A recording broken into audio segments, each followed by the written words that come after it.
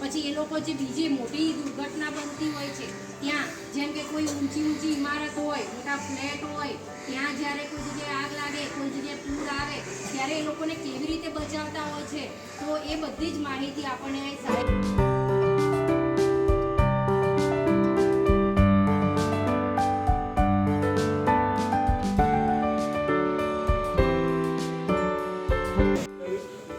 જવા દીધા. તો સૌથી પહેલા ભાઈ 10 છોકરા છે તો તાજો 10 લાઈફ જેકેટ છે. તારા બોટની કેપેસિટી 10 માણસની છે. એવું તો નહીં કે 10ની જગ્યાએ તું 15 ભરે છે મારી તારી કરી જાય તો. એટલે આ સાધન છે સ્નેક સ્ટીક. આજે આગળનો ભાગ છે જોયું, આજે સાપનું મોઢું હોય આ રીતે, બરાબર? સાપના મોઢાને દબાઈ દીધું, એને પકડી દીધું, એને કોઈ જગ્યાએ કોઈ ડબલા કે ડોલમાં મૂકી દીધું અને ફીટ કરીને એને આપેલા છે. એનો તમારે કઈ રીતે યુઝ કરવાનો છે, કઈ આગ લાગે તો શું કામ કરવાનું છે, હું બધું તમને ધીમે ધીમે ડિટેલમાં જે મારા ફાયર એક્સપિરિયન્સ છે એ હું તમને ધીમે ધીમે સમજાવીશ.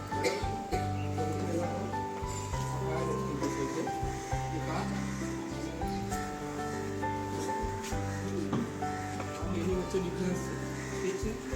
થોડું પૂછું પેલી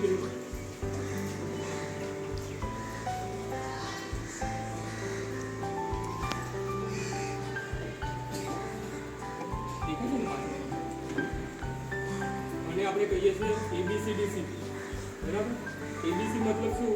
ક્લાસ A, ક્લાસ B અને ક્લાસ C, અને DCB એટલે ડ્રાય કેમિકલ પાવડર, બરાબર? જે આની અંદર ભરેલું હોય. આ તમને જ્યારે આપણે યુઝ કરી બતાવીશ તો તમને પાવડર જો વ્હાઇટ નીકળશે એ હોય છે ડ્રાય કેમિકલ પાવડર. આ એની નોઝલ છે, આ સેફ્ટી પિન છે, આ એનું પ્રેશર ગેજનું સિગ્નલ છે, બરાબર?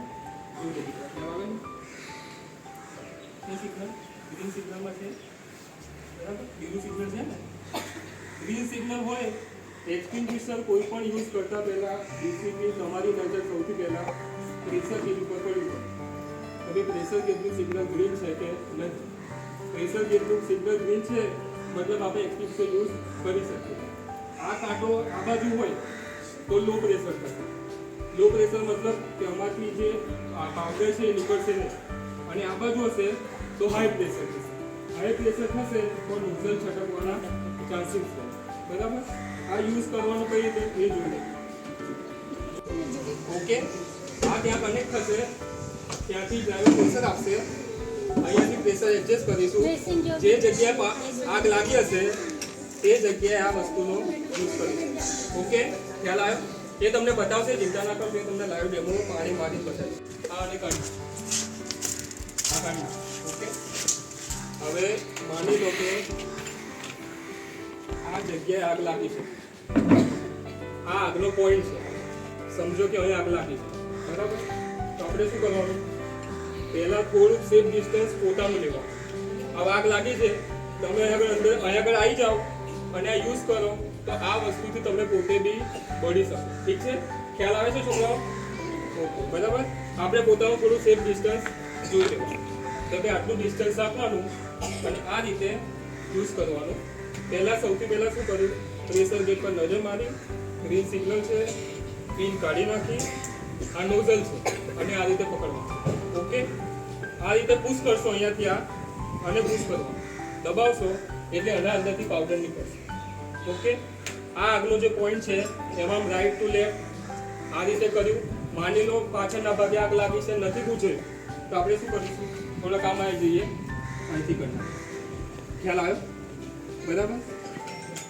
સૌથી પહેલા પ્રેશર ગેજ જોઈ લેવાનું, આ પિન કાઢી નાખવાની, નોઝલ પકડી આ પોઝિશન લીધી, આ રીતે દબાયું, રાઈટ ટુ લેફ્ટ આમ આમ કરવાનું. એ તમને હમણાં યુઝ કરીશ ત્યારે બતાવીશ, બરાબર?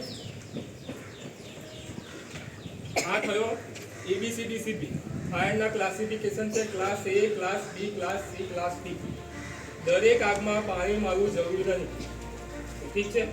માન લો કે સ્કૂલમાં શોર્ટ સર્કિટ થયું, એસીમાં થયું, લેપટોપમાં થયું કે કોઈ પણ જગ્યાએ થયું, તમે પાણી મારવા જશો ને, બરાબર? આટલું તો બેઝિક સાયન્સ છે. પાણી મારો તો શું થાય? તમને શોર્ટ લાગે અને આગ વધી જાય. આપણે શું કરવાનું છે? એ વખતે આવો એક્સટિંગ્વિશરનો યુઝ કરવાનો. નોર્મલ ફાયર હોય કે ભાઈ સામાન્ય ધુમાડો નીકળે છે તે વખતે અને પેલું કહેવાય ને કે ભાઈ તાવ આવે તો પેરાસિટામોલ લેવાનું. એના પછી લાગે કે હવે તાવ વધારે છે તો આપણે જવું પડે દવા. બરાબર? નાની વસ્તુ છે, તમને લાગે છે હવે બુજાય છે, તમે એનો યુઝ કર્યો અને આ ગોઠવી લાગે કે વધી ગયું છે તે વખતે શું કરવાનું? ફાયર વિભાગની ગાડી આવશે અને અમે કામગીરી કરીશું. ઓકે, આ થઈ ગયું એબીસી ડીસીપી. એ રીતે આ CO2 ફાયર એક્સટિંગ્વિશર. બરાબર? CO2 મતલબ કાર્બન ડાયોક્સાઇડ, એ તો ખ્યાલ છે ને? ઓકે, હા, અને પિન છે, સેફ્ટી પિન દરેક એક્સટિંગ્વિશરમાં હશે. આ પિન કાઢી નાખું. બરાબર? અને એન્ટી ક્લોકવાઇઝ ફેરવવાનું. ઘડિયાળ કેવી ફરે? આમ ફરે. અને આપણે જોવાનું કેમનું? આ રીતે. ઓકે, આ અને ડિસ્ચાર્જ હોર્ન જોઈ લો, આ બેની વચ્ચે તમને ડિફરન્સ ખ્યાલ આવી જશે. આ નોઝલ અને આ ડિસ્ચાર્જ હોર્ન વચ્ચે ડિફરન્સ છે ને, અલગ પડે છે ને, મતલબ આ બે એક્સટિંગ્વિશર અલગ છે. તમે જે કહો છો દેશી ભાષામાં કે ફાયરના બાકી, બરાબર? તો આ બે અલગ છે. ઓકે, હવે અને છે ને આપણે આ રીતે પકડ્યું. આમાં કેવું થશે કે CO2 જ્યારે નીકળશે ને ત્યારે અવાજ આવશે, એટલે એનાથી ગભરાવાની જરૂર નથી. એ તમને જ્યારે ખોલીને બતાવશે એટલે તમને ખ્યાલ આવી જશે. બરાબર? આ જે આખો ભાગ CO2 કેવો છે? ઠંડો ગેસ છે. જ્યારે અહીંથી રિલીઝ થશે ને CO2 આ હોલ મારફતે, એટલે આખો ભાગ ઠંડો થઈ જશે. એ તમારો હાથ જો આમ અડી ગયો ને તો તમારો હાથ અહીંયા થીજી જશે, તમારી નસો બસો કે લોહી જામ થઈ. તો આપણે શું કરવાનું? અને પકડવાનું અહીંથી. ક્યાંથી? આ જે મેં ભાગ બતાવ્યો છે ત્યાં. એ ખ્યાલ આવ્યો? છોકરાઓ ખ્યાલ આવે છે ને? હવામાન આજે બધું ઉપર હો. બરાબર? કોઈ વાયર નબળો છે, કોઈ ઇલેક્ટ્રિકલનો ફોલ્ટ છે, એવી રીતે આગ લાગી. આ બે ફાયર એક્સટિંગ્વિશર ઇલેક્ટ્રિકલ ફાયરમાં યુઝ કરી શકે. માની લો કે લેપટોપ કે કમ્પ્યુટર કે કોઈ પણ ઇલેક્ટ્રિકલ પેનલ છે કે ભાઈ લેપટોપમાં આગ લાગી, બરાબર? તો તમે આ બી યુઝ કરી શકશો અને આ બી યુઝ કરી શકશો. પણ આ એક્સટિંગ્વિશરમાં શું થશે કે જ્યારે તમે આ યુઝ કરશો તો જે અનાર રચકણો છે, પાર્ટિકલ્સ, એ પાર્ટિકલ્સ તમારી લેપટોપની કીબોર્ડમાં કે એના ચીપની અંદર જતા રહેશે. એટલે જે તમારી મશીનરી છે એ કંઈ કામગીરીને લાયક રહેશે નહીં. બરાબર છે?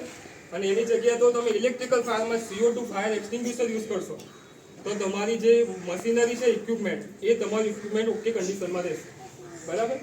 જ્યારે પણ શોર્ટ સર્કિટ થાય કે કોઈ લેપટોપમાં કે કંઈ પણ ઇલેક્ટ્રિકલ ઉપકરણમાં આગ લાગે તો સૌથી પહેલી નજર આપણી આ એક્સટિંગ્વિશર ઉપર પડવી જોઈએ. માની લો કે તમારી બીજા માળે આગ લાગી છે અને તમારી જોડે એક્સટિંગ્વિશર નથી, તો તમારે શું કરવાનું? આપણો ઉદ્દેશ શું છે કે ભાઈ આ બોલવાનું. બેન આપી આવ્યા. બરાબર? એટલે આપણે સવારના આપીને આગ બુઝે ના. ઠીક છે? ખ્યાલ આવે છે છોકરાઓ? અવાજ સંભળાય છે? ઓકે, બરાબર. આ તમને હમણાં બતાવીશું. પહેલા જોઈ લો ખાલી, પછી તમને લાઈવ ડેમો બતાવું.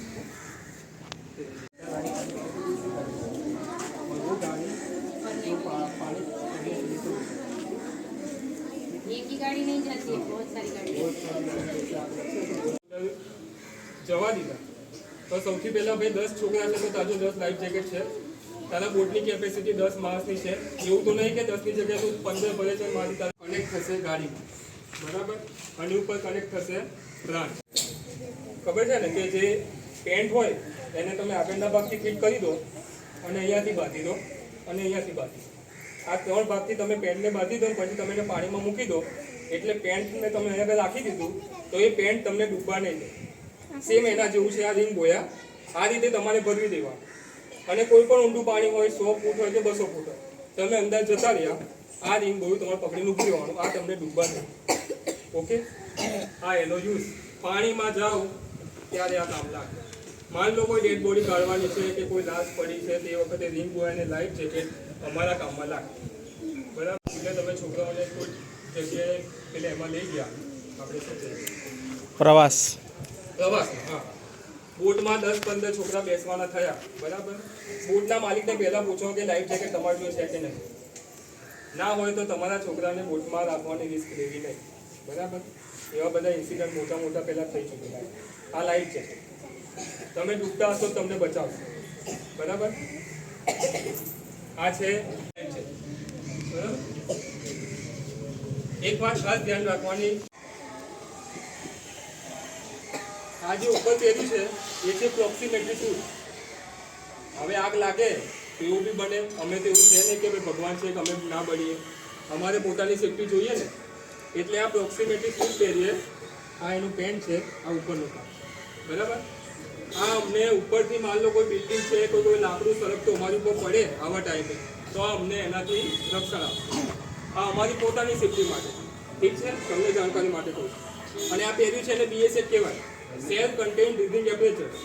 માની લો કે તમારી સ્કૂલમાં ત્રીજા માળે આગ લાગી, ધુમાડો એટલો બધો વધારે છે, અંદર જવાય કન્ડિશન નથી ને 3 છોકરા ફસાયા છે, દાખલો, બરાબર, કે 3 લેડીઝ કે 3 નાના છોકરા કે છોકરી કોઈ ફસાયું છે, તે વખતે શું કરીશું? આ BSF પહેરીને અમે ફાયર ફાઇટિંગ કરીશું ને એ લોકોને રેસ્ક્યુ કરીશું. ઓકે, ખ્યાલ આવી ગયો? જોયું, આ એનો ઓપરેટિંગ વાલ છે, એને ઓપરેટ કરવાનો, આ રીતે પહેરી લેવાનો, બરાબર. આ એનું રિડ્યુસર બટન દબાવો.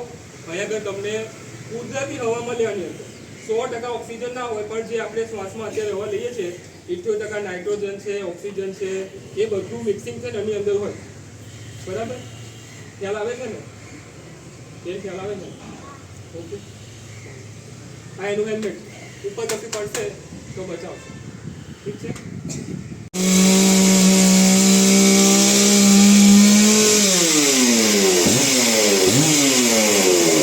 કેવું કાપવું હોય તો ચાલે. માન લો કે લોખંડ છે તો અમારે શું કરવું? એની માટે છે સ્પીડર કટ.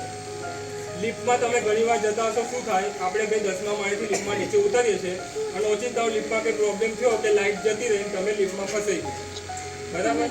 તે વખતે અમારી ટીમને તમે બોલાય કે ભાઈ અમારા 3 માણસો લિફ્ટમાં ફસાયેલા છે, એક દાખલો આપું છું, એક્ઝામ્પલ, બરાબર. તે વખતે શું કરવાનું? આ છે સ્પીડર કટ.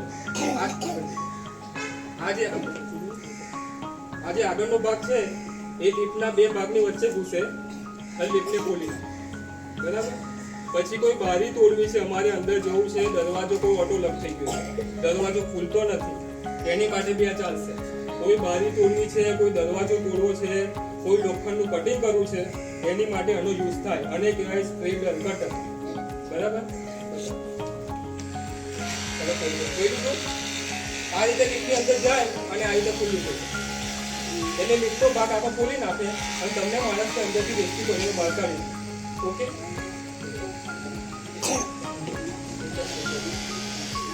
જોઈ લે, બરાબર.